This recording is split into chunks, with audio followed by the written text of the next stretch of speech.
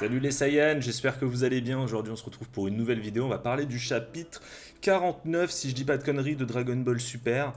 Et vous allez voir que Oob il va avoir son petit rôle à jouer. Alors la question c'est un petit peu de savoir comment ce rôle va-t-il se jouer. Je vous en parle tout de suite. Oh, ça fait un bail.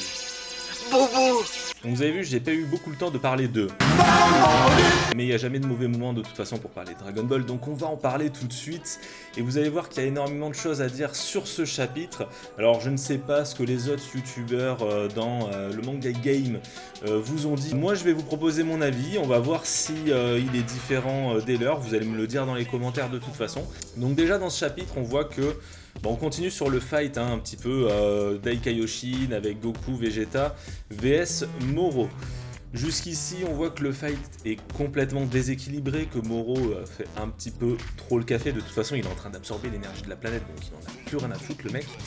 Et on voit que de toute façon, il a un peu surpassé la puissance magique et la puissance physique, que ce soit de nos héros, même s'ils disent un peu le contraire. Moi, je pense que Moro, il peut quand même bien les doser. En plus, à la fin du chapitre, il nous rappelle son troisième souhait. Alors, moi dans le chapitre précédent, j'avais dit que son souhait, ça allait être d'être immunisé au pouvoir divin du Daikaioshin.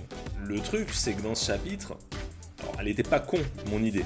Parce que dans ce chapitre, on voit que de base, en fait, Toyotaro et Toriyama ont fait en sorte d'annuler en fait ce truc-là en disant que le bout maléfique, c'est lui qui a absorbé les pouvoirs divins du Daikaioshin, quand ils se sont à cause de la séparation de Boo. On sait tous que la réincarnation du bout maléfique, c'est Oob. Alors, là vient le premier cas de figure. Il y a deux cas de figure, je pense, pour utiliser Oob. Et pourquoi Oob, du coup, est la faiblesse, le némésis de Moro, tout simplement parce qu'il possède ses pouvoirs divins. Le truc, c'est que Oob n'est pas entraîné. Oob, le gars ne sait pas utiliser sa force, ne sait pas d'où ça vient. Donc on a deux cas de figure. Il y en a un qui changerait la fin du Dragon Ball tel qu'on connaît, il y en a un autre qui pourrait ne pas changer la fin, même si ça peut créer des incohérences. Je vais commencer par celui-là. Boo a une capacité d'absorption. Boo pourrait très bien utiliser sa capacité d'absorption juste pour absorber Oob et récupérer les pouvoirs divins que le Daikaioshin a perdu sans pour autant passer par une phase d'entraînement. Et du coup, il pourrait très facilement récupérer, on va dire, tous ses pouvoirs pour pouvoir combattre Moro, tout simplement. La deuxième phase, ça serait d'utiliser la salle de l'esprit et du temps. Alors vous allez me dire, ouais, mais la salle de l'esprit et du temps, c'est un peu compliqué. Alors je vous rappelle un truc, normalement, Goku et Vegeta ne peuvent plus aller dans la salle de l'esprit et du temps. Mais dans l'idée, avec la saga Boo, vu qu'on a vu que Gotenks, il pouvait très bien en Super Saiyan 3 sortir de la salle de l'esprit du temps par sa simple puissance, et que maintenant la puissance de nos héros sont complètement démesurées, la règle des 2 jours ne tient plus trop. Donc en fait, les gars, ils peuvent partir dans la salle de l'esprit du temps pour entraîner Oob. Sachant qu'une minute c'est 6 heures il me semble.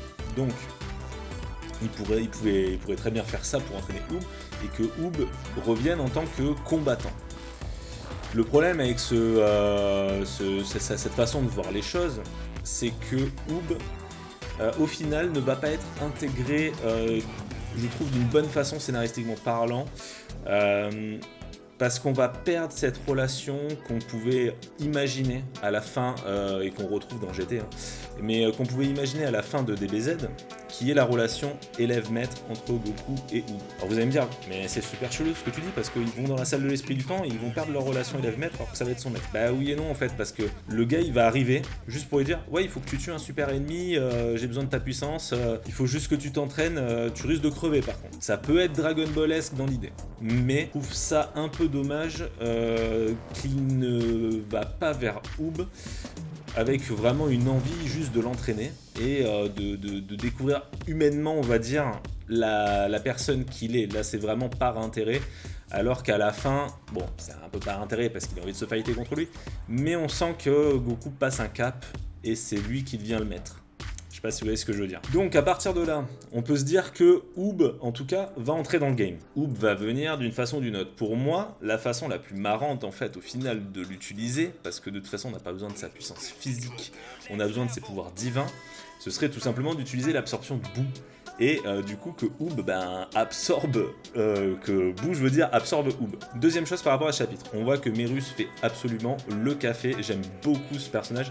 Alors pour ceux qui ont regardé Naruto, il me fait penser un peu à Shikamaru dans le sens où c'est un mec qui va vraiment utiliser son cerveau, le terrain, une stratégie de combat et qui va se servir de tous les éléments possibles pour obtenir un résultat en fait. Et ça je trouve ça super cool qu'ils intègrent ça un petit peu dans Dragon Ball parce que ça évite des combats où il suffit juste d'être puissant, hyper puissant quoi, hyper rapide, voilà tu mets une patate c'est fini. Donc là c'était intéressant de voir que au final la stratégie de combat peut avoir une incidence. J'aime beaucoup cette façon de faire et on voit que Merus franchement se gâte complètement à ce niveau là. Troisième chose, on peut aussi se rendre compte à la fin du chapitre que Moro nous fait « Ouais mec, moi j'ai mon troisième vœu. J'ai peur que ce soit ça, que ce soit juste une question d'immortalité. » Parce qu'à la fin on voit Goku et Vegeta qui font « Mec, on est là devant toi, maintenant t'es sur Namek, la stratégie de Merus a marché, on va te défoncer. » Le problème c'est que on voit que Moro réagit d'une façon « Non mais quoi que tu fasses, de toute façon t'arriveras pas à me défoncer. » Donc j'ai très peur que ce genre de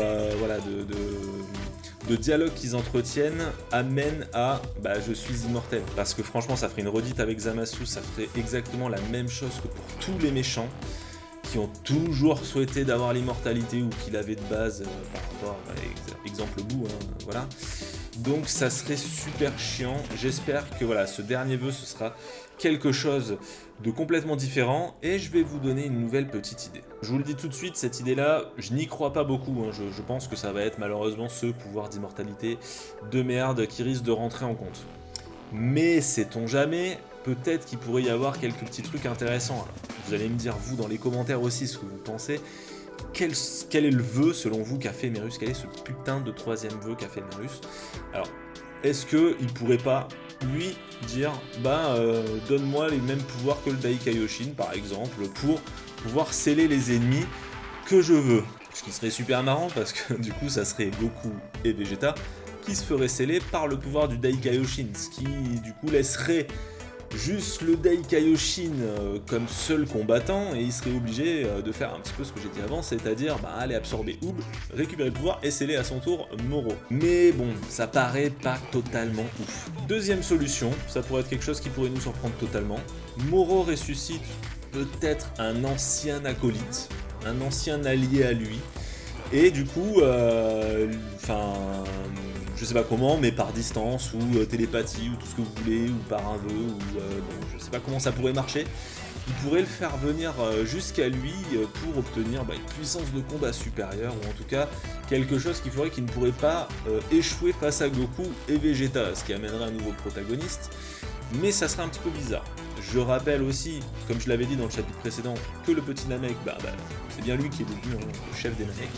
Donc l'incohérence du dragon qui ne disparaît pas, la mort du chef est réglée, vu que c'était le petit. Donc ça je l'avais dit de toute façon au chapitre précédent, tout le monde s'en doutait. Mais voilà, j'ai très peur que le protagoniste Moro ne soit pas plus développé que ça et que les chapitres s'envolent vers la fin du combat.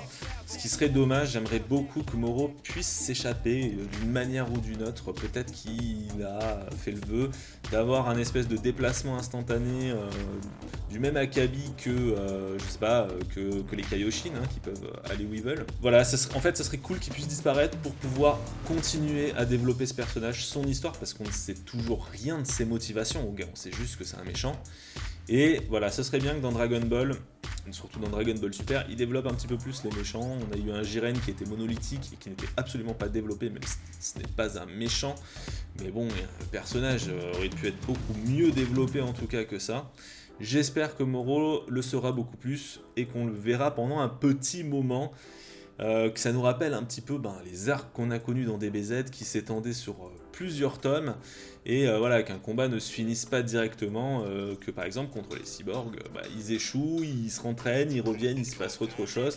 Voilà, j'aimerais un petit peu des retournements de situation. N'hésitez pas vous à me dire ce que vous pensez de ce chapitre dans les commentaires, à liker, à vous abonner, à faire ce que vous voulez. J'espère en tout cas que ça vous a fait plaisir. Le chapitre prochain, j'espère qu'on va enfin avoir cette fucking réponse sur le troisième vœu. Et puis je vous souhaite à tous une bonne journée ou une bonne soirée, je sais pas quand vous regardez cette vidéo. Ciao les Saiyans!